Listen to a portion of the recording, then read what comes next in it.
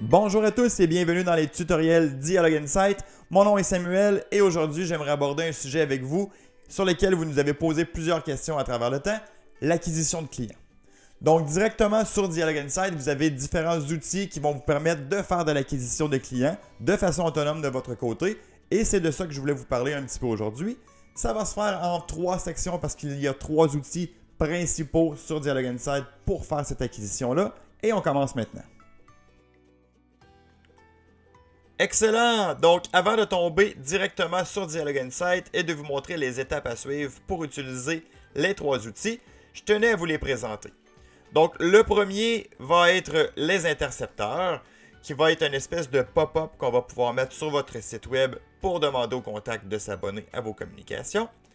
Le deuxième, c'est les formulaires. Donc, on a des formulaires de mise à jour, on a des formulaires d'abonnement qui peuvent être hébergés sur Dialogue Insight ou qui pourraient être hébergés directement sur votre site web.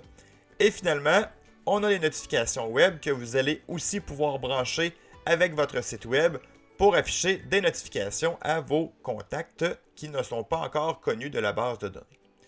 Donc, de mon côté, je vais commencer par les intercepteurs. Par contre, si c'est un autre sujet qui vous intéresse de votre côté, vous pourriez vous diriger au bon endroit dans la vidéo en regardant le temps qui se trouve en dessous de chacun d'eux.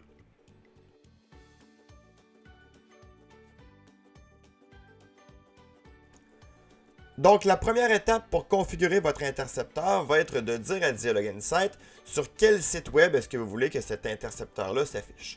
Donc, on va se diriger pour commencer dans l'onglet Parcours et sur le bouton Configuration. À partir d'ici, vous allez pouvoir ajouter votre site web ou plusieurs si vous en avez plus qu'un seul. Donc, moi, je vais en appeler un que je vais nommer Escapade et ça va m'emmener sur mon site escapade.com par exemple. Vous devez simplement faire ajouter et à ce moment-là, on vous donne un bout de code JavaScript. Et c'est important ici, ce bout de code JavaScript-là va devoir être inséré sur chacune des pages de votre site web. Donc, ça va peut-être demander que vous communiquiez avec votre département informatique, par exemple. Donc, on vous l'inscrit un petit peu au-dessus ici. Vous pouvez insérer ce code dans l'entête HTML de votre site web. Donc, pour ceux qui connaissent le HTML dans la balise Head ou à la fin de la balise Body de chacune de vos pages web. Donc, une fois que cette étape-là va être faite, vous allez maintenant pouvoir créer votre intercepteur, définir les règles et le tester. Pour ça, on va se diriger maintenant dans la fenêtre Intercepteur. On va venir en créer un. On va choisir sur quel site web est-ce que vous voulez déployer votre intercepteur. Et moi, je vais l'appeler par exemple Abonnement. On vient le créer. Et on tombe directement dans les règles d'interception où vous avez plusieurs configurations à faire. La première se fait au niveau de l'affichage, donc vous devez décider sur quelle page de votre site web est-ce que vous voulez que cet intercepteur-là s'affiche. Donc vous avez 2 options ici. Soit on choisit « Je veux que mon intercepteur s'affiche sur toutes les pages de mon site web », sauf ceux qu'on va mettre dans l'encadré ici. Ou plutôt à l'inverse, on va le mettre de façon limitée. Et dans l'encadré, on va simplement inscrire les pages sur lesquelles on veut que notre intercepteur s'affiche. Donc moi, je vais le mettre sur toutes les pages de mon site web. Ensuite, on a les règles d'interception. Donc après combien de pages ouvertes ou après combien de minutes sur le site ou lorsque le visiteur a l'intention de quitter le site, c'est-à-dire qu'on détecte l'emplacement de la souris. Si ça se retrouve dans la barre du navigateur, on affiche l'intercepteur. Donc ici, c'est important de comprendre que c'est un « ou » qu'il y a entre chacune des clauses. Donc on pourrait y aller en disant « après 2 pages ouvertes » ou « après 1 minute sur mon site web ». Ensuite, à qui est-ce qu'on va afficher cet intercepteur-là? Donc est-ce qu'on veut l'afficher à tous mes contacts qui sont connus de Dialogue Insight ou ceux qui sont inconnus? Et encore une fois, on pourrait vouloir l'afficher aux 2 par exemple. Moi, je vais l'afficher seulement aux visiteurs inconnus. Et on doit finalement définir la récurrence. Donc, quel est le nombre de fois que cet intercepteur-là va pouvoir s'afficher pour chacun des contacts. Et là, bien, on peut choisir une seule fois ou une fois par X nombre de jours, semaines, mois, années ou visites. Donc, moi, je vais faire une seule fois, par exemple. Et je vais faire continuer. Ensuite, on arrive à l'étape où on doit définir qu'est-ce que cet intercepteur-là va afficher à nos contacts. Et là, on a plusieurs choix. Ça pourrait être un formulaire, par exemple, d'abonnement qui aurait été fait préalablement sur Dialog Insight. Et c'est ce qu'on va voir dans la deuxième étape de ce tutoriel-là qui concerne les formulaires. Mais on pourrait aussi faire un appel à l'action, par exemple, en ajoutant une activité, un concours, un sondage ou simplement une redirection vers une autre page web, par exemple, si votre but c'est de les emmener vers une page de destination ou de leur présenter un nouveau produit, par exemple. Donc, moi, je vais y aller de mon côté avec un formulaire d'abonnement, mais sachez que vous pourriez ici choisir d'autres options selon votre besoin. Donc, je choisis le formulaire, je fais continuer. Et ici, évidemment, le formulaire doit être hébergé sur Dialog Insight dans vos processus d'abonnement et mise à jour ici.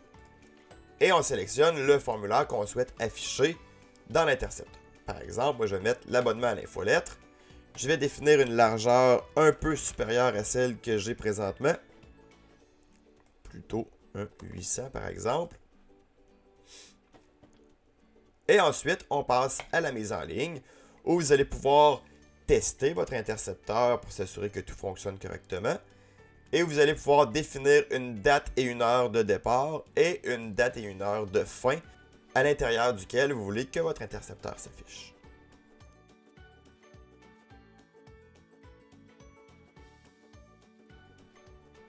Donc, le deuxième outil maintenant que vous pouvez utiliser pour faire de l'acquisition de contacts sur Dialog Insight, c'est les formulaires d'abonnement.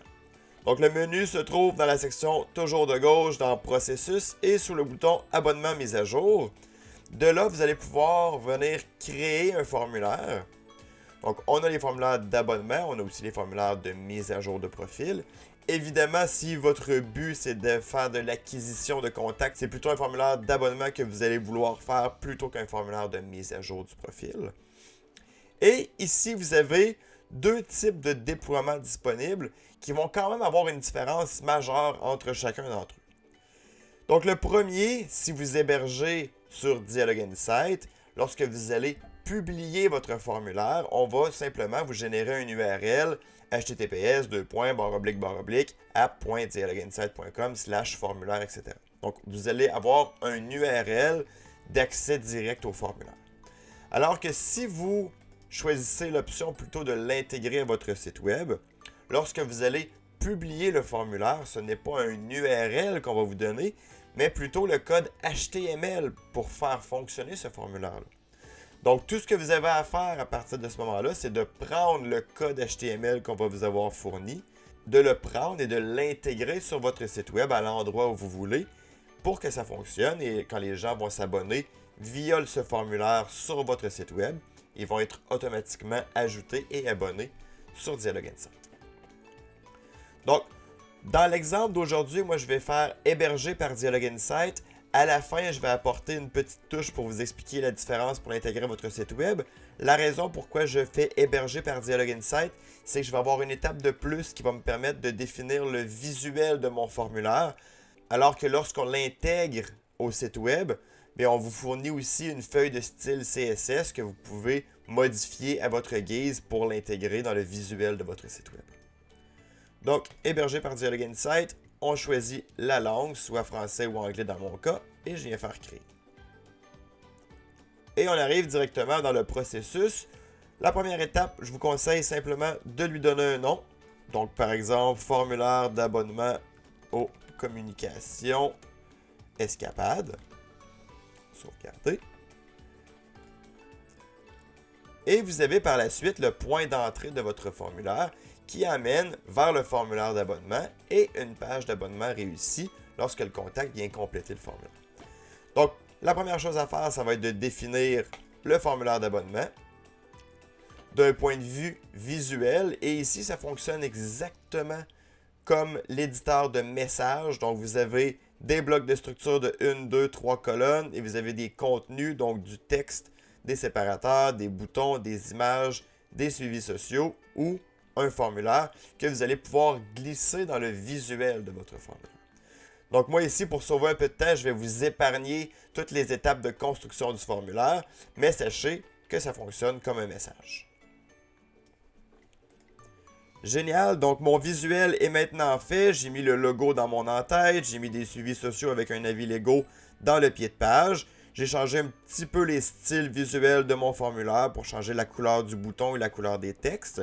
Donc, maintenant que le visuel est à votre goût, ce que vous devez faire comme dernière étape dans la configuration de votre formulaire, ça va être de choisir quelles sont les informations que vous allez demander à vos contacts dans ce formulaire-là pour qu'ils puissent s'abonner. Donc, dans mon exemple ici, présentement, j'ai le courriel, le prénom, le nom de famille, et on leur demande 3 types de communications différentes auxquelles ils pourraient s'abonner.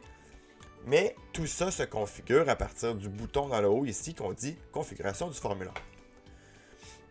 Donc, à partir d'ici, je peux ajouter tous les champs que je veux. Donc, si je voulais, par exemple, demander à mes contacts quelle est leur langue, quel est leur sexe, leur date d'anniversaire, leur code postal, etc. Donc, tous les champs que j'ai dans ma structure de ma base de données, je peux les inclure ici dans mon formulaire pour que l'information leur soit demandée lorsqu'ils vont s'inscrire.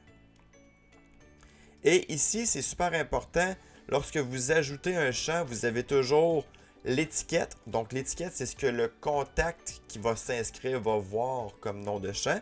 Vous pouvez ajouter une petite description qui va s'afficher juste en dessous de votre champ dans votre formulaire. Et vous pouvez aussi le mettre en menu déroulant. Donc, si vous ne voulez pas que votre contact puisse inscrire n'importe quelle information, par exemple, dans la ville, bien, vous pourriez intégrer une liste de toutes les villes dans lesquelles vous avez des magasins et la personne ne pourra pas écrire, par exemple, Montréal, Montréal pas d'accent ou simplement MTL, par exemple, pour l'abréviation. Et de cette façon-là, ça devient plus facile pour vous de faire de la segmentation pour tous vos contacts qui viennent de Montréal parce que l'information va avoir été écrite de la même façon. Donc voilà pour les champs standards. Au niveau des champs d'abonnement, moi j'en ai un pour les communications, les rabais et les webinaires.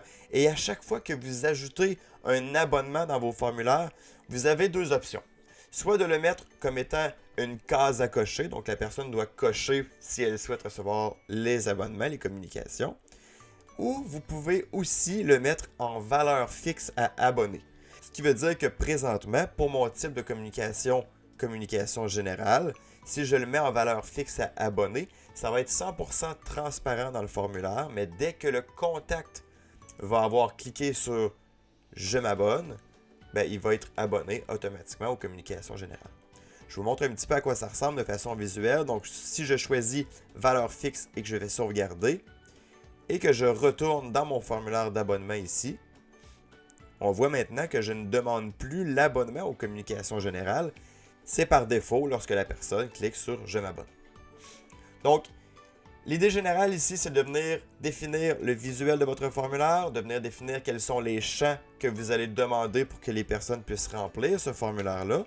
Une fois que c'est fait, vous pouvez revenir dans le processus où vous allez devoir définir le visuel de votre page d'abonnement réussi, leur disant simplement « Merci de vous être abonné », vous allez recevoir des communications sous peu. Et vous avez une option supplémentaire qui permet d'envoyer un message, donc un courriel de bienvenue au contact. Ce que certains clients aiment bien faire ici, et ce que je vous conseille de faire, si vous voulez capter beaucoup de contacts d'un seul coup, vous pourriez faire un formulaire d'abonnement où vous demandez seulement l'adresse courriel. Donc, c'est très de base et vous mettez l'abonnement en valeur fixe. Donc, l'inscription est très rapide. Vous pouvez obtenir beaucoup de contacts rapidement parce que vous ne demandez pas beaucoup d'informations. Mais vous pourriez aussi parallèlement faire un formulaire de mise à jour de profil où vous allez demander au contact de remplir ce formulaire-là pour obtenir plus d'informations afin, par exemple, de mieux segmenter les communications que vous allez lui envoyer. Et ce que je vous conseille de faire justement par rapport à ça, c'est votre formulaire de mise à jour que vous allez avoir fait parallèlement, vous pourriez l'inclure dans le message de bienvenue du formulaire d'abonnement.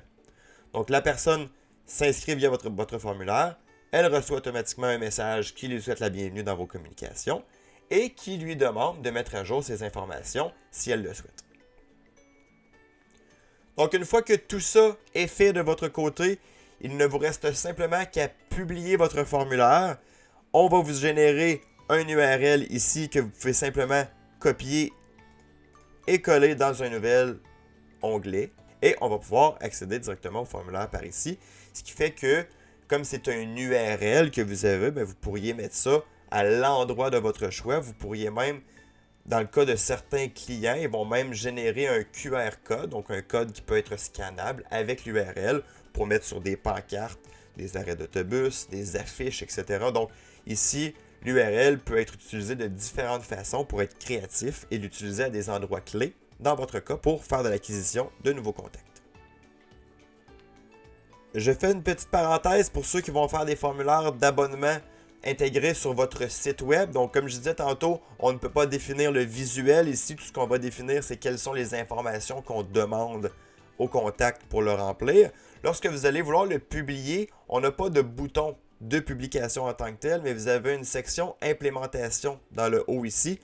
Lorsque vous allez sur cette section-là, on va vous demander le formulaire, est-ce que vous voulez l'afficher dans une page, dans une fenêtre? Donc, habituellement, ça va être dans une page à l'intérieur de votre site web. Et la feuille de style qui va vous permettre de définir le visuel de votre formulaire. Est-ce que vous la voulez intégrer dans le code source ou dans un fichier séparé? Et lorsque vous faites générer à ce moment-là, vous allez avoir tout le code HTML de votre formulaire ainsi que le code CSS pour définir le visuel. Et vous pourriez de cette façon-là l'intégrer à votre site web en copiant et en collant le code sur votre page.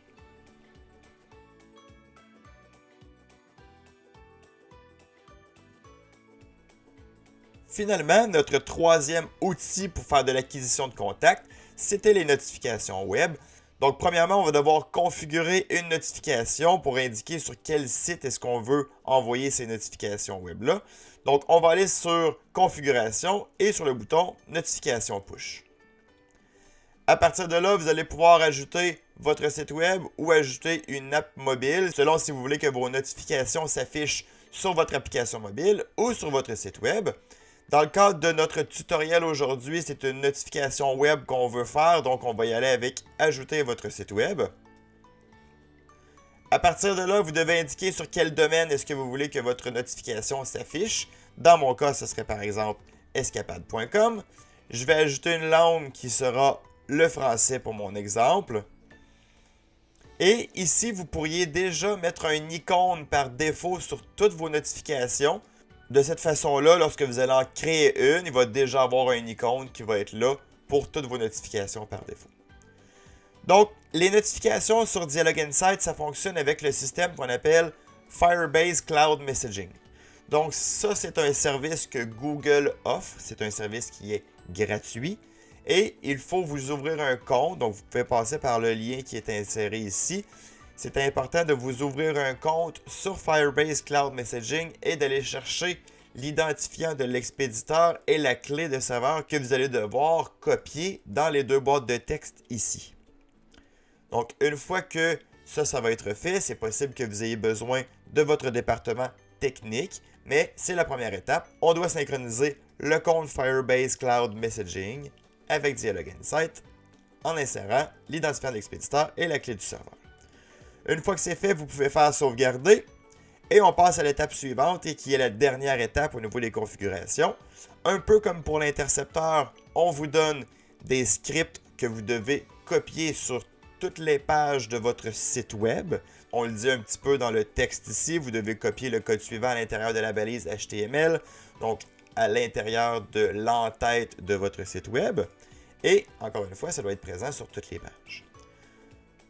Dernière chose, avant de terminer les configurations, une fois que vous allez avoir entré l'identifiant de l'expéditeur et la clé du serveur, vous allez être en mesure de pouvoir télécharger le fichier.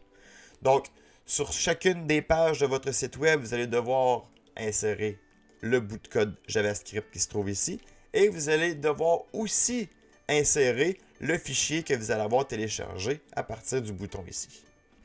Une fois que tout ça est fait, vous êtes bon pour commencer à créer vos notifications web à partir du bouton Message et dans Web Push. Ici, vous allez avoir une page très semblable à celle pour les courriels, les SMS, etc. Donc, vous avez les brouillons, les envoyer ou les planifier. Donc, toutes les notifications web que vous allez avoir faites préalablement vont s'afficher ici. Sinon, vous pourriez simplement venir créer une notification.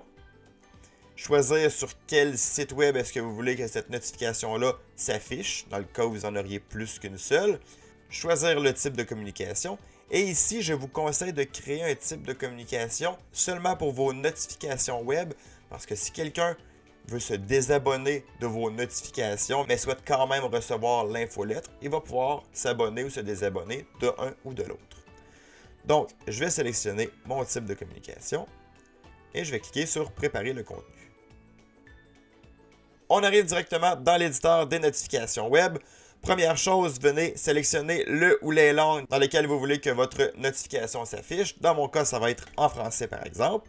Et on a simplement besoin de venir définir le titre, le contenu, l'icône qui aurait pu être par défaut. Et si la notification s'affiche sur Chrome, vous pourriez ajouter une image supplémentaire. Donc mon visuel est complété, il me reste simplement à sauvegarder et on peut passer à la section des tests où vous allez pouvoir vous envoyer un test de notification ou faire un test rapide à l'instant.